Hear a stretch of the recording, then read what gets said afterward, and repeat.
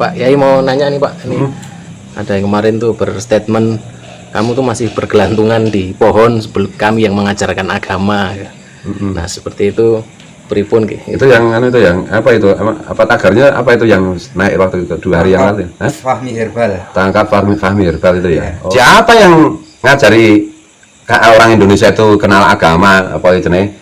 Beragama dan kenal beragama, di mana orang Indonesia belajar beragama, tidak kepada kelompok itu.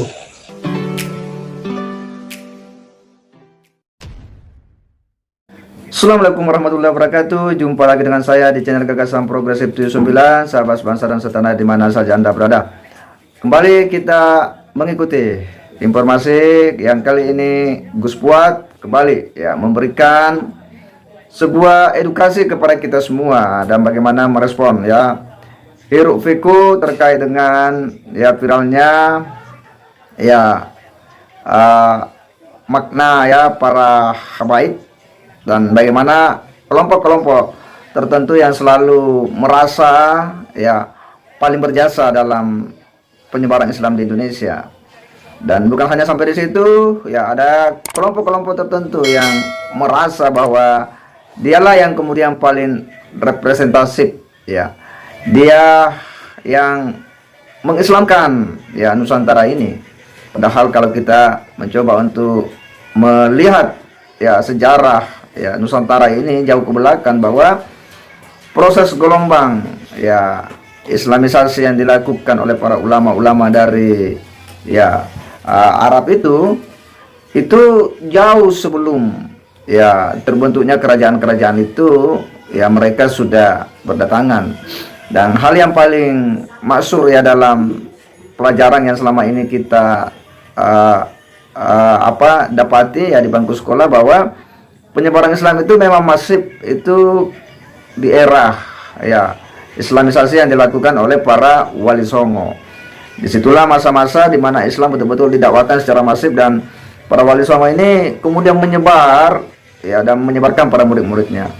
Dan metode dakwah mereka itu betul-betul dengan bil hikmah ya. Mereka mengajak kepada Islam ya dengan cara yang betul-betul ma'ruf sehingga mudah diterima oleh masyarakat Nusantara pada waktu itu. Dan ada hal yang kemudian cukup menarik ulasan daripada Gus Puat ini yang betul-betul memberikan pencerahan kepada kita, dan sekaligus ini merupakan tamparan menohok bagi kelompok-kelompok tertentu yang selalu merasa paling berjasa, merasa paling ya dominan dalam proses dakwah di Nusantara ini. Dan Gus Puat dengan cukup jelas mengurai bagaimana proses ya para wali songo ini kemudian mendakwakan Islam di bumi Nusantara ini. Untuk lebih jelasnya kita akan simak, karena ini adalah sebuah ya edukasi yang penting untuk kita sebarkan, untuk kita teruskan, untuk kita sampaikan kepada publik Indonesia dan khususnya umat Islam, supaya mereka paham dan bagaimana mereka ya bisa memahami ya bagaimana Islam itu didakwakan di masa-masa awal. Mari kita simak bersama-sama.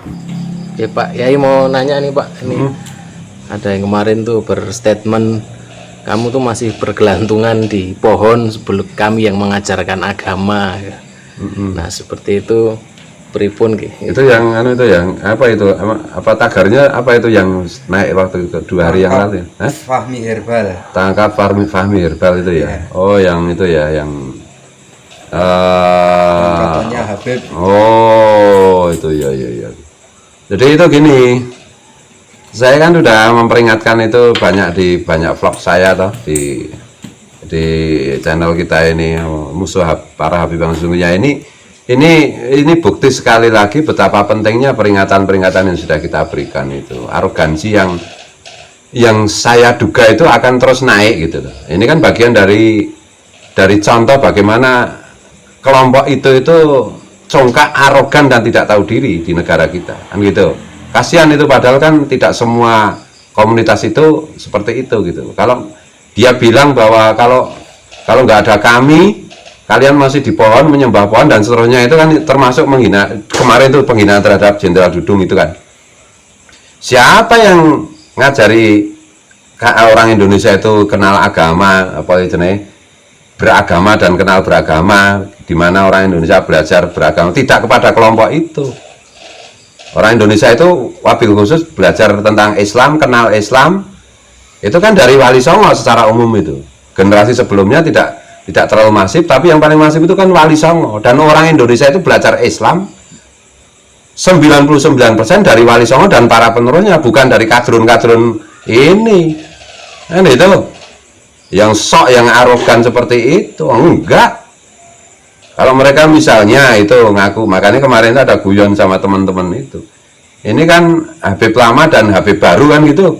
Nah, orang Indonesia itu belajar ya dari Habib lama, bukan dari Habib baru. Mereka datang ke sini itu ngapain? Ini sih Indonesia sudah mayoritas sudah Islam, kan baru satu abad aja belum tentu ada itu mereka kelompok baru ini masuk Indonesia. Indonesia sudah 90% sudah Islam.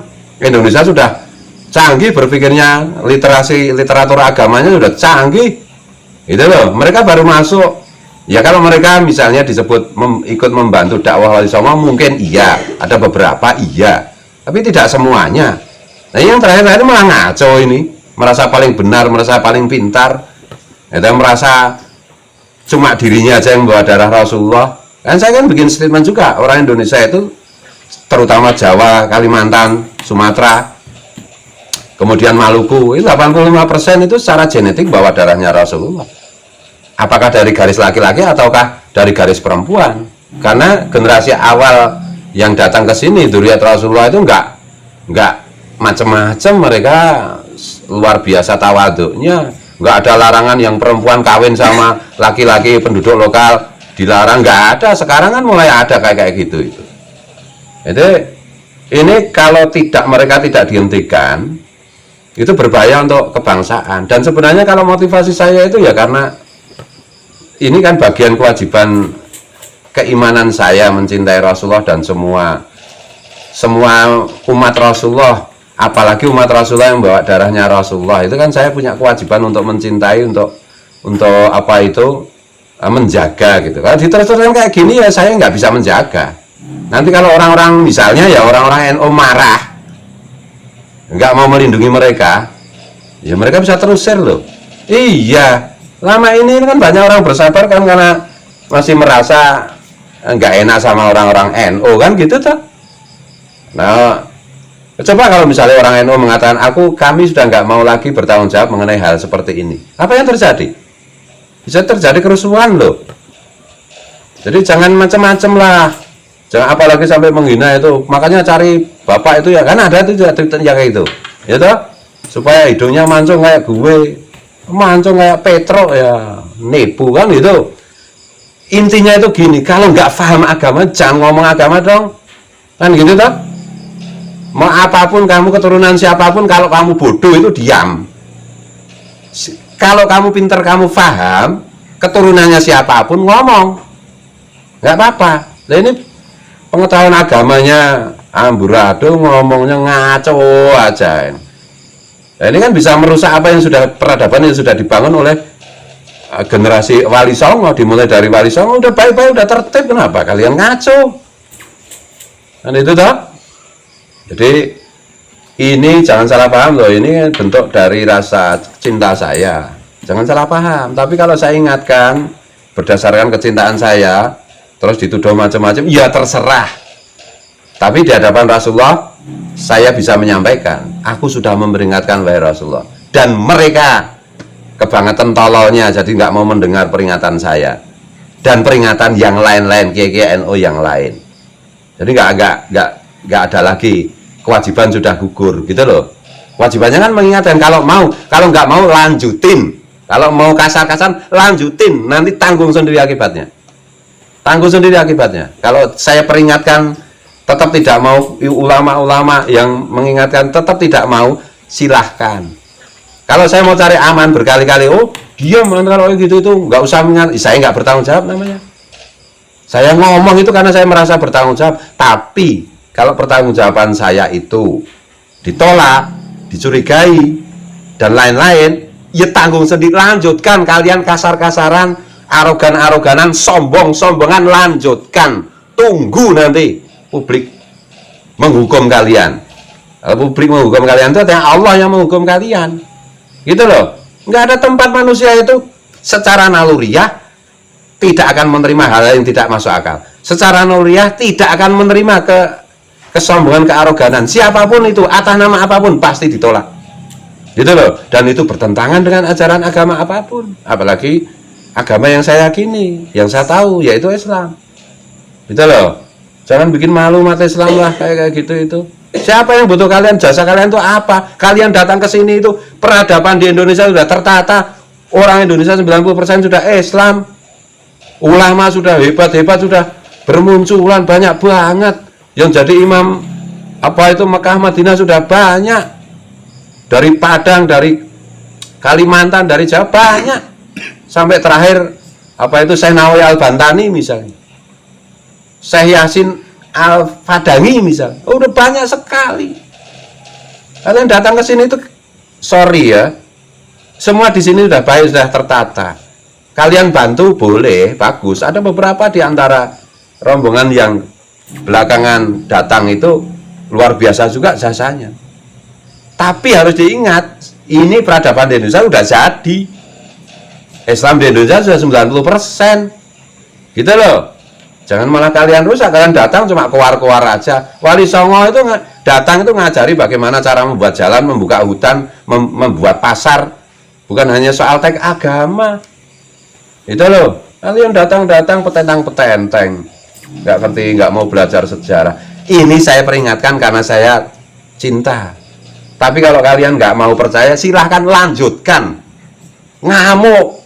Semua hina, sudah hina Pak Dudung, hina siapa lagi? Hina orang Jawa, hina orang Hindu, hina orang Buddha, hina orang Nasrani. Silahkan lanjutkan.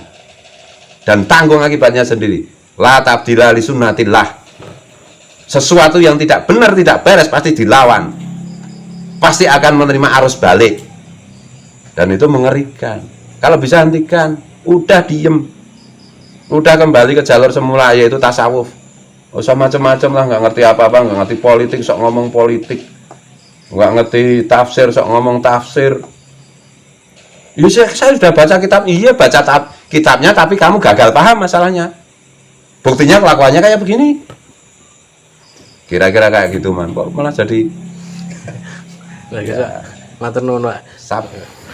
Ya sangat jelas ya, tegas Gus Puat mengurai ya bagaimana proses dakwah Islam di Nusantara ini di masa-masa ya para wali songo, yang disitulah sebenarnya masa di mana dakwah Islam itu betul-betul masif ya, dan menjangkau masyarakat Nusantara hingga di pedalaman-pedalaman, dan bagaimana metode dakwah mereka yang itu penuh dengan nuansa ilmu ya, nuansa bil hikmah ya, dan bagaimana mereka para wali songo ini mengajak umat ya, para penduduk Nusantara untuk kemudian masuk ke Islam ya secara tulus ya, secara ikhlas, karena memang metode dakwah yang betul-betul itu dilandasi dengan ya kecintaan kepada manusia untuk kemudian